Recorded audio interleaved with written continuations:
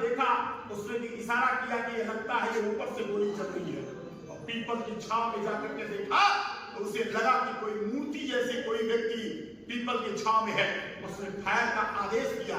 जब तक फायर का आदेश होता, हमारी वीरांगना उदा देवी ने सामर्थ दिखाई थी कि हम अपनी गोली से मरेंगे, लेकिन अंग्रेजों की गोली से नहीं मरेंगे। आखिरी गोली वो अपने आप को गोली मार लेती है, और जैसे गोली मारती है वो शहीद होकर के पीपल के पेड़ के नीचे आ जाती है। सोचो अंग्रेज कितना डरते थे कि मरी हुई लाश को, डेड बॉडी को हिम्मत नहीं पा पाते उसके नजदीक जाने के लिए, और बहुत दूर दूर से फायर फायर करते हुए आते हैं। और जब तक उस लाश को जब तक छलनी नहीं कर लेते तब तक उसके नजदीक नहीं पहुंचते हैं। और जब उनको लगता है कि ये गोलियों से उसकी मृत्यु हो चुकी है, तो उसी समय उनका हेड भी गिर चुका होता है, बड़े बड़े बाल होते हैं, जैकेट उनकी खुल जाती है।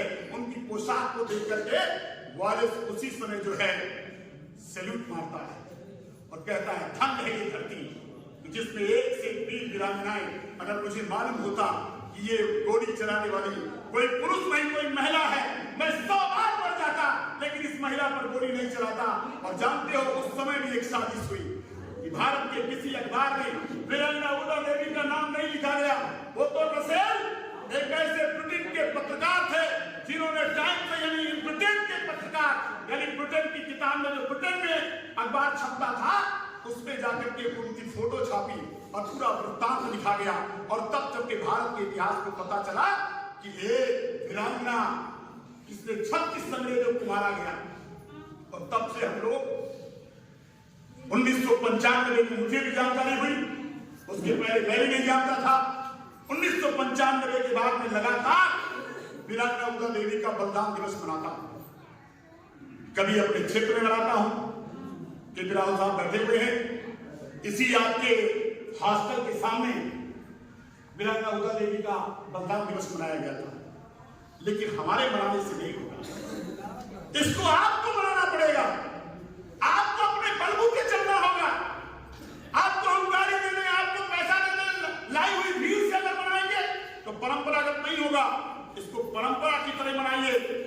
अगर आप तय कर लेंगे कि जिला मुख्यालय में मनाना है तो हम लोग जिला मुख्यालय बनाएंगे, लेकिन अपने घर से आइए, अपने बच्चों को लाइए, अपनी महिला को लेकर आइए, अपने परिवार के सदस्य को लाइए और इस गौरवशाली इतिहास को उनको बताइए। ये नेताओं का कार्यक्रम नहीं है, ये हमारे परिवार का कार्यक्रम है। आपके बच्चे जाने, क्योंकि आज ये गूंगी बहरी सरकार ने क्या किया, वीरांगना उदा देवी के बलिदान दिवस पर छुट्टी होती थी और ये गूंगी ढोंगी सरकार इसने 5 दिन छुट्टी दिया, हमें कोई शिकायत नहीं। 16वें दिन 16 नवंबर है और वीरांगना उदा देवी का शहीद दिवस है।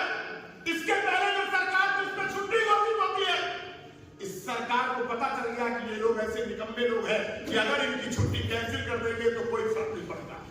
हम आपसे कह रहे हैं इस सरकार की चूड़े हो जाती है कि अगली बार इसको 16 नवंबर की जो पहले से घोषित है उस छुट्टी को 16 नवंबर को उसको घोषित करने के लिए हम लोग मजबूर करेंगे कि नहीं करेंगे?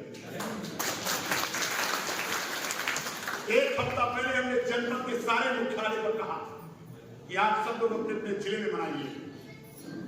बाराबंकी में मनाया जा रहा है, लखनऊ में मनाया जा रहा है, कौशाम्बी में मनाया जा रहा है, इलाहाबाद में मनाया जा रहा है, उन्नाव में मनाया जा रहा है, अमेठी में मनाया जा रहा है। पूरे उत्तर प्रदेश में हमने ऐलान किया है कि आप लोग अपने जनपदों में जाकर के, और अगली बार हम आपसे कहेंगे कि अपने घर में भी दिन में आप मुख्यालय पर बनाएंगे और अपने घर में भी वीरांगना उदा देवी का फोटो लगा करके उनके सामने एक मोमबत्ती जलाकर उनको श्रद्धांजलि देंगे। देंगे कि नहीं देंगे? अपने घरों में वीरांगना उदा देवी का प्रतिमा लगाइए और आज 16 नवंबर के दिन उनके सामने दीपक जलाइए। और फिर अगली बार मिलिएगा, देखिएगा इसी ढोंगी सरकार को हम मजबूर कर देंगे कि जो छुट्टी हमारी थी उस छुट्टी को कैंसिल करने की हिम्मत नहीं दिखाते। लेकिन हमारे निकम्मेपन के कारण इस सरकार की बहुत बड़ी हिम्मत जुट जाती। तो मैं आपसे कहना चाहता हूं, आज मेरा मन बहुत दुखी है। एक तो शहीद दिवस भी है और दूसरा मुझे शिकवा शिकायत भी आप सब लोगों से है कि आपका जो ये खून है ना, नहीं लगता कि आप क्रांतिकारियों का खून है। कभी कभी कभी तो लगता है कि कैसे हम कोई ना कोई वजह है, उस वजह को हम ढूंढ रहे हैं, शोध कर रहे हैं, लेकिन इस वजह को हम जरूर निकालेंगे। तो मैं बड़े अदब के साथ, अपनी पीड़ा के साथ, अपनी मांग के साथ और अपने स्वाभिमान के साथ, क्योंकि हमारे वीरेंद्र यादव जी वे आईसीसी के मेंबर हैं, हमारे साथ कंधे से कंधा मिला करके साथ देते हैं।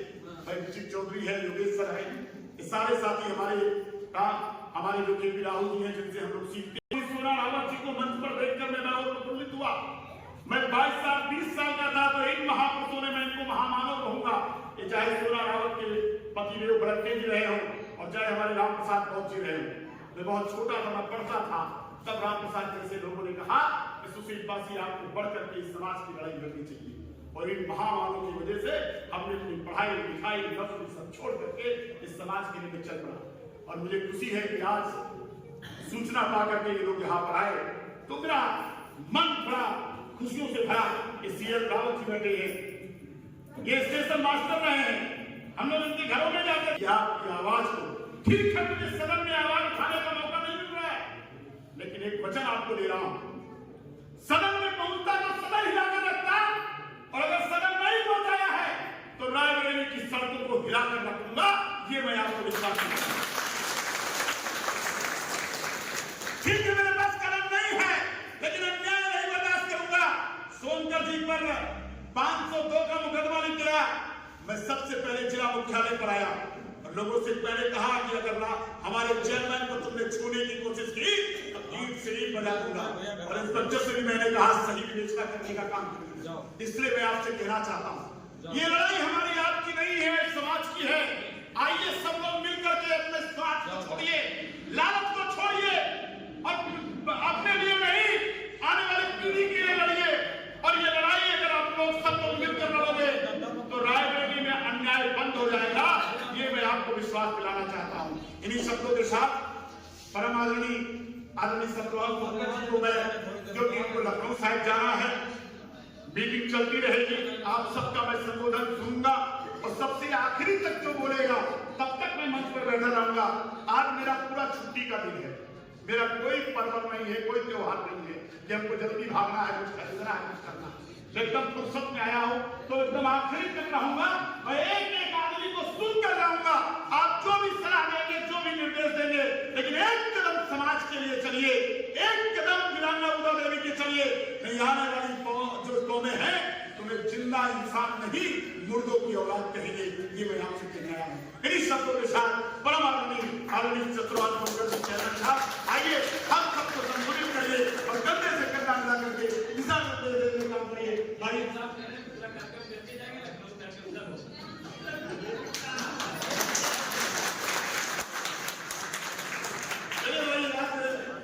चेयरमैन साहब ने कहा मुझे जाना है, इसलिए मैं सोचा कि मैं उनसे कुछ कह दूं। चलिए चेयरमैन साहब जो है कैंसिल कर दिए, मेरे लिए और खुशी की बात हुई। तो राजेश जी गुस्ताखी माफ, और बीच में मैंने व्यवधान डाल दिया, लेकिन मैं चाहता हूं कि भाई मैं सभी को सुनूं और चेयरमैन साहब को चूंकि जाना था और इनसे अपनी पीड़ा कहनी थी, इसलिए मैं बीच में व्यवधान डाल दिया। बहुत बहुत धन्यवाद। जय हिंद, जय उत्तर।